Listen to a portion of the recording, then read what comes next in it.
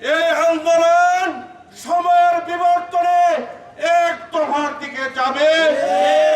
25 বছরে বহু attorney general দেখেছেন, সেই পীরের মতো চেহারকে আপনি কলুষিত করেছেন, ফ্যাসিস্টদেরকে নিয়োগ দিয়েছেন। আমরা এর প্রতিকার চাই। আপনারা এর প্রতিকার চান কিনা?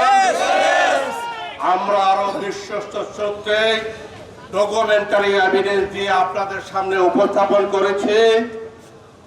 180 জন সহকারী আইনজীবীর ভিতরে সহকারী অ্যাটর্নি জেনারেল 80 ফ্যাসিস্ট নিয়োগ পেয়েছে। আমরা আরো জানতে পেরেছি ডেপুটি অ্যাটর্নি জেনারেল 86 জনের মধ্যে 30 জন ফ্যাসিস্ট নিয়োগ পেয়েছে।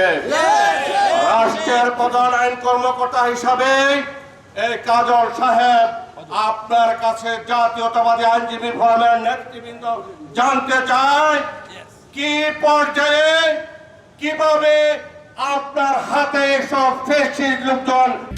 Lily whip shea mystic glowing body wash, secret to ultimate glow. Appointment করো।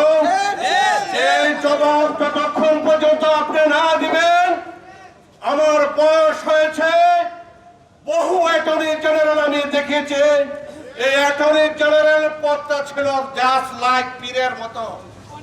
25 বছরে বহু অ্যাটর্নি জেনারেল দেখেছেন, সেই পীরের মতো চেহারকে আপনি কলুষিত করেছেন, ফ্যাসিস্টদেরকে নিয়োগ দিয়েছেন। ডকুমেন্টারি আপনার কাছে উপস্থাপন করছি। জাতীয়তাবাদী আইনজীবী ফোরামের নেতৃবৃন্দ আজকে আপনার এক দফার জন্য প্রস্তাব দিয়েছে। নিশ্চয় এই আন্দোলন সময়ের বিবর্তনে এক দফার দিকে যাবে। প্রয়োজন হলে আমার এই 25 বছরের অভিজ্ঞতা এখানে কাজে লাগাবো, এক দফা কিভাবে রূপান্তরিত করা যায়।